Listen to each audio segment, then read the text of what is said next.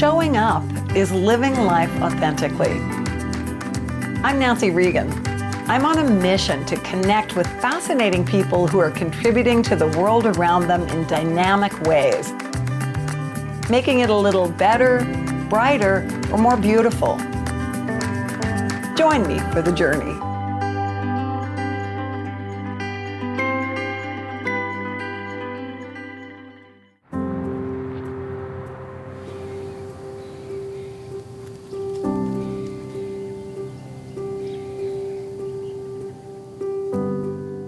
I'm showing up today at a house in a forest, and I'm going to meet Holly Carr.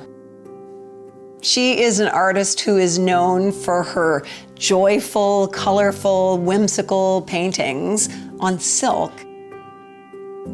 But she's so much more than just an artist because of the way she's contributing to the world around her all the time. In particular, a new project that she's created that is all about mental health and helping people, children and adults alike, understand that there is light in the darkness, and there's light and darkness in all of us, and that's okay. Hey, stranger.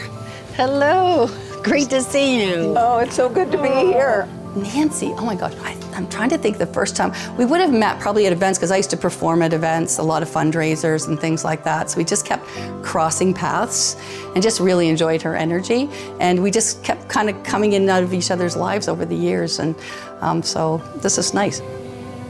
Oh, I'm so looking forward to this. Me too. I'm a painter, but I also perform live painting and I produce shows. And I do children's books, and I build large installations for museums and art galleries. I went to NASCAD, that's where my husband and I met, for 5 years. And I did my BFA, and I did a Bachelor of Art Education so I could teach, which actually all ties into what I'm doing. So it's actually all those skills I learned are all coming back to roost right now in this part of my life, which is really nice. I taught for art for like maybe 2 years, and then I just started making art. I had a whole wearable art business and I toured, went to the States and things and sold my wares. I used to do these big backdrops for my booths, and then people started wanting to buy those, and so then I started doing gallery shows with my big banners and things like that. The best way I can describe Holly's art is whimsical, and I think that's why it appeals to the child in all of us. Now, to watch her create that art is magic. Because I was just always out there creating just out of joy, full joy. Most of the time it wasn't even about making a living, it was just the joy of getting to create these giant things. I was an oil painter, and I just took what I knew from that and applied it to myself, and I got these bright, vivid colors, and I was playing with social satire, and I was doing things that on silk you don't normally do, and I fell madly in love with the medium.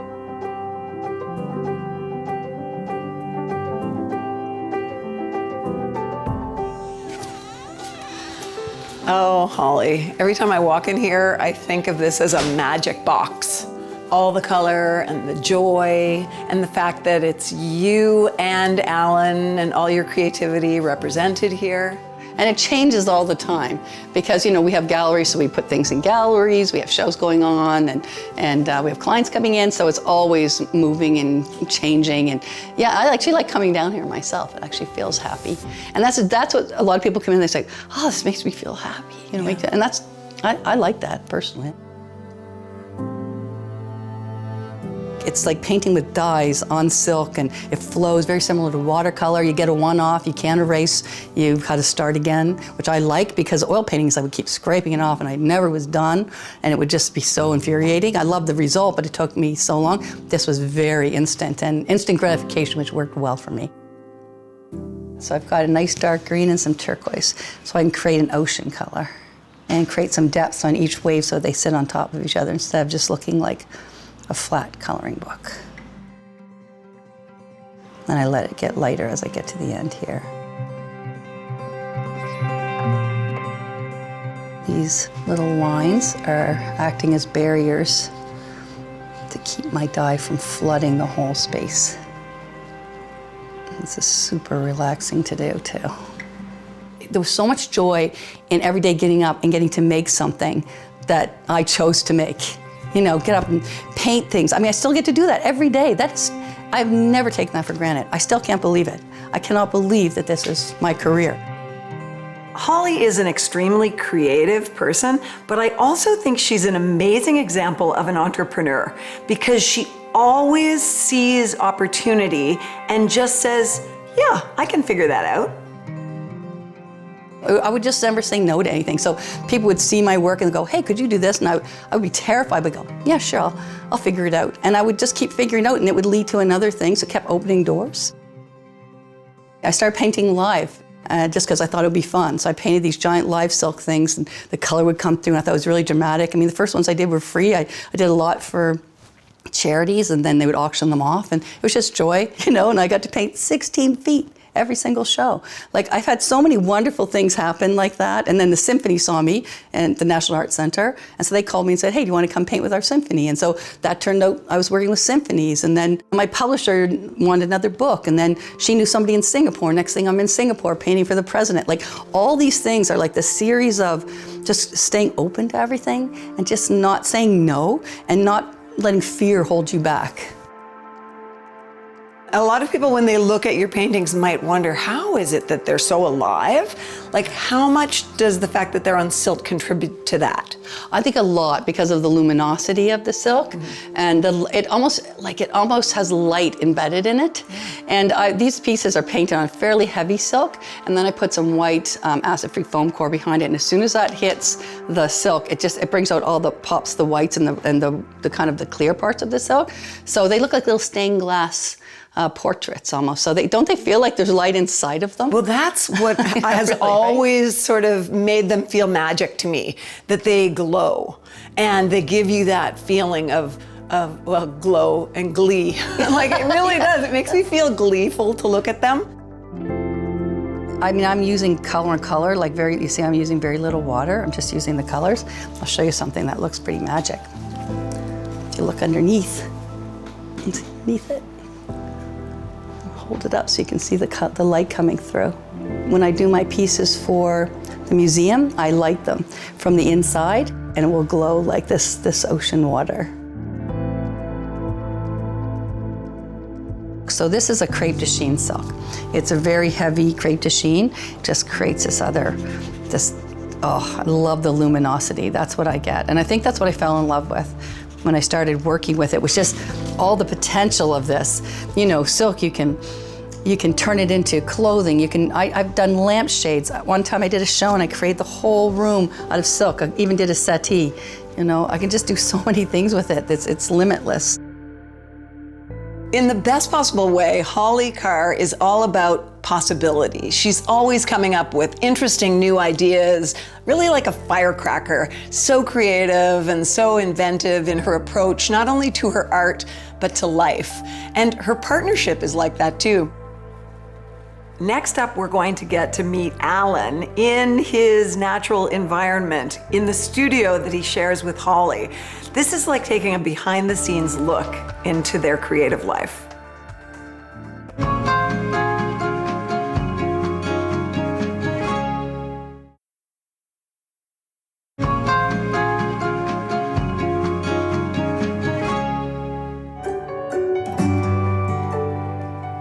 Everyone who sees Holly's work, I think, has to smile. You cannot see that much color and joy and humor on a canvas of silk without just feeling good and, you know, having a little bit of a glow. I just look at this and I go, okay, talk about happy and magic. Yes.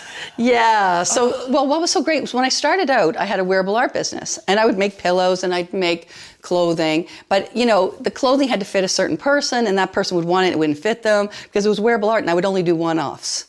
So now with modern technology, I can actually from home design and have everything made in Montreal, and I can do more than one-offs and the prices are really reasonable. So it's not the same as having to buy that one piece of art. Lots of people can own it and it's accessible now, which I really like. When the winter comes, in the fall, I start painting things with pumpkins in them and foxes, and I don't know what, it just is a natural inclination, especially around nature, and it just makes me happy, and the fact that I can kind of paint what I want, it's just a great way to spend an afternoon. Now I have a commission, and it's 65 feet. Over the next month, I'll be building this commission in probably 6 by 4 foot pieces and then sewing it all together. So this is very relaxing compared to that. I've actually got to say that this is a little hint to this beautiful big piece of silk. Yeah, and if you could look way, way up, it's a 12 and a half foot tree with some light, and it will be lit from inside like a tube. And you and I are going to start one of these that will be, you'll be able to see at the Natural History Museum. So you're actually creating something that was part of an installation I'm building, which is very cool. Kind of mesmerized by the fact you're going to trust me with that. Okay, so I'm going to paint with Holly Carr today. Reality check. This is so awesome. I can't wait for this, but I am going to wait for this. Right now, you know where I want to go. Want to go to the studio? Yes. Let's see if Alan's up there. So this is Holly from one of our kedge trips, swimming at Peters Point. There's parts of it I love, and there's parts of it that I'm still struggling with, so we'll see where it goes. I've evolved from slides and viewfinders 20 years ago to digital, which I actually like a lot better because I can really zoom in and manipulate the exposures and things if I need to. The Holly part I really like and enjoy painting, and the rest of it's a little bit more of a struggle, but I think I'll be able to get there. 99% of my paintings have struggle. They're fun to start, and they're fun to finish, and in between can be problematic. Just a quick aside, Alan's father, Robert Bateman, is a famous Canadian artist with a global reputation. He is a wildlife artist and a naturalist, and he's considered by many a modern master. And this is where it all happens. This is where the magic happens. Hello, Nancy. Hi, Alan. I have this idea that she keeps you locked up here because basically, apart from having seen you in a tux at a party, this is the only place I've ever seen you. Sitting in this chair? Yeah. I'm not locked here. The majority of the time is in the garden. I'm usually outside, fixing, renovating, but I do paint. I've been watching this piece of work that you're working on right now evolve, and I love that you're putting your work in progress clips on social media. Yes, I try to do that, yeah. So when you met Alan, you were aware of who his father was? No. No, I didn't have a clue. What? No, and in fact, didn't matter. No. Really? He was a beautiful boy. You would not miss Alan in our college. And no, I didn't have a clue. And we met in class through a mutual friend. And I brought Holly to a book, Dad's book signing. He said, my dad's going to do a book signing. I thought he must be an author. Yeah, I'd never heard of Robert Bateman, and so even then he didn't brag about all that stuff. He was really on the down low. So I had to look through the book to figure out even then who he was because I wasn't familiar. And I saw Alan in the book, and I thought, oh, he's a painter. He's not a writer, and so that's how I got to know him. I said when I arrived that it was a house in the forest, and it really is, but it's like a magical kingdom at the same time. Between the creativity that is throbbing in this house and the beauty of nature outside that I think inspires Holly and Alan every day, it's just such an amazing place to visit. If you ever have a chance, do it. Okay, Holly, it makes me happy just to step into this space. Yeah, so this is my space. These are our paints we're going to be using today. I've got them all ready for us. And I actually have my magic box here. Okay. This is actually inspiration for Light in the Forest. This, to me, sort of symbolizes your out-of-the-box thinking. Oh, that's nice. You know, you're obviously a creative person, but you're also a very creative thinker. And I'd love you to just take us through this. Yeah, thinking of ways of expressing, like kind of creating emotion, and using the forest, and this is sort of a cycle of life. So Alan helped build the box. I created the inserts and painted it, and then we had a friend, Ian McKay, who helped make all my electronic dreams come true. So here's the first store we opened. Amazing. Layers of silk, a real little nest. I collect nests. And empty, very important that it's empty. And you should hear a little bit of magic just one because something's trying to get out. Let's see if it knocks. To the next one. And there's the little egg. So at the beginning, I'll shut that. We might hear a little more knocking. Oh, still trying to get out. And then of course, the romance and the coupling, which is another important part of life. And then we'll open up the door. Oh, I love the full so cycle. I'm using a raven. So a little bit of humor, a little bit of fun, and we'll let him go back in. When people see this for the first time, it's like, what? They're surprises. Who thinks of this? I'm using nature as a metaphor and all through my Light in the Forest project of overcoming fear and looking at life in general. And because it's an accessible piece of life, nature, animals, it's all things we can all kind of relate to. And so that's what I use to tell the story of my art. Okay, so we've seen this magical space, but next up I'm excited to sit down with Holly and talk about how she shows up for this creative life.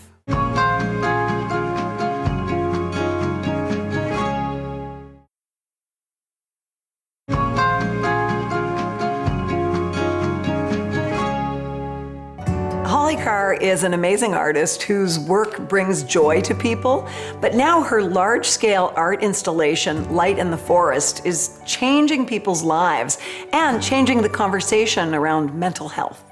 Art has been the pathway for you to a lot of purpose and meaning in your life. When did you realize that, art can give me a way to really contribute to the world around me? Yeah, I think that's still unfolding for me because I was just having so much fun doing it. I didn't really think about other people thinking, this is making me feel happy. I know it seems like not a very good way to think, but it was a joy of making, But I had some beautiful experiences where people would come and, especially through commission, where they'd want me to bring back people who passed away and then put them in a world with a child that was just born and they never met. And so I realized I could create magic in that. I had a friend, Audrey Parker, who was dying of cancer, and she was having quite a public journey because she was an advocate for medical assistance in dying. Right. And I was privileged enough to be with her when she left, and she had a piece of yours in the room, and it meant so much because you had come to a party that was thrown to raise money for her journey. Yeah. And you painted her as basically the star of the show, surrounded by all her friends and all this love. Yeah. And it just made me realize that work of art is so much more than art. Like it held so much meaning. And it's a gift to me. Right? It's a gift to me to get to do those things. And that's the realization as you get older. It's not just, I've got to make money, I've got to do this, I've got to do, it's the gifts, all those gifts that keep happening and being cognizant of them happening and being in them and in the moment. And that's pretty wonderful. And to be at this stage of my life and to be doing what I'm doing and bringing all those things I learned throughout my life together in this bigger project has been so meaningful. I can't even tell you, it just feels good to be there and I feel like I'm in the right place. So you've had those individual relationships or experiences with people who respond to your art, but then I think through the charity work and doing things on stage, you realized, I really have an opportunity to make an impact in a different way in my community. Absolutely. Yeah. And I'd love to know how that light in the forest turned on for you. Where did that light come from? It started with building an installation for a museum called Light in the Forest, and it was at Acadia University. And they asked me, would you build us an installation? Because I'd done this big piece for the Natural History Museum years ago called The Terrarium. And so I went in, I said, look, my son really suffered as a young guy through anxiety and you know, and we had this whole thing we did about light and looking for light, and he loved animals and nature. And so I said, I want to build something for like everybody to get in and enjoy it like en masse, you know? So I created this big giant world based on the things that Jack and I had discussed. And so everybody could go in and experience it together. So you went in through the scary part where all the trees were. And then when you couldn't take it anymore, you went into the light. And it was this beautiful center filled with it was almost like Disney-esque of animals I painted. And the conversation after, I came out and talked to the audience, and I can remember just saying, we just want you to know you're not alone. And you could feel a breath, like, you know? Like an exhale.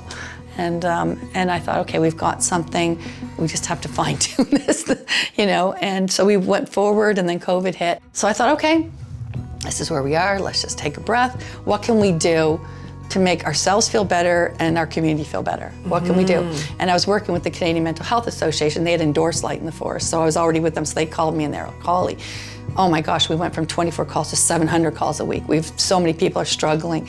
And they say, what can you do? I'm like, what can I do? I'm an artist, right? So I thought, I started this storylines thing. And my daughter was with us because she had to leave college because the college closed down. She was in U of T. And we'd set up this thing, and she would play guitar and, you know, come to Holly's house kind of thing. And I would paint, and all these kids would zoom in through Canadian Mental Health. And they were little ones, like babies, and their parents. And they'd zoom in, and Alan would film. And I would start telling a story. And I'd say, okay, what are we going to do? We're going to do a story about a fish. And I'd start drawing. They'd all shout things at me, and I'd be drawing away. And they're all like, they're invested in their drawing at home, and they're holding up their drawings for me. The joy that burst through in those dark days of that, it was so sweet. What you were creating was light in the forest, light in the darkness. 100%. It was, and it in different ways, and it was coming full circle, because then when we saw that we were going to come out, we could see it coming out. I thought, okay, I'm going to start building again. Let's build something for online. So then Jack had lost his job because he was working in the film industry, and so we ended up creating animation together online. So I would send him things, and he'd tell me what he needed, and I'd do a bear with like 5 arms and whatever, and he'd create these, and we'd create these scenes together. He knew Light in the Forest more than anyone because it was inspired by him. And so he would help me do all these animations, and then I'd had this song idea for Light in the Forest. I could hear it like a hymn in my head. And then the Symphony Nova Scotia Youth Orchestra, they ended up playing the music. And then they ended up doing shows when COVID opened up a bit. It stopped. We went out and we did a few shows, and then they professionally recorded it. We did it together so they could have it and I could. So I embedded their music is in Light in the Forest. It's these children, it's these youth playing, you know. And we brought in Melissa Labrador, and Acadia University helped us with that. And she actually did some beautiful traditional drumming called the Heartbeat, and that's embedded now. And she also translated from English to Mi'kmaq. So it's all in this little package now that we can tour with, and we hire dancers and choirs, and I paint live, and we can go anywhere now. And now we're touring regions with it, you know. Who would have thought? When you're creating the pieces that make up Light in the Forest, how does actually that feel in your body, your heart, your mind? What are you thinking about? You're going to find out, because you're going to be helping me create some of that today. So yeah, I can't believe, like, it feels like such an honor and a privilege to even think about participating in that, because I believe that people will feel the energy that you create it with, and to be a part of that is just blowing my mind. I love that you're going to paint with me, and you're going to have a lot of fun. So it'll be both of our energy in that tree. It'll be good. It probably doesn't surprise you that doing a large-scale art installation is a lot of work. Well, I'm going to actually get to help Holly do some of that work, and in return, I may just get a front row seat to the exciting unveiling.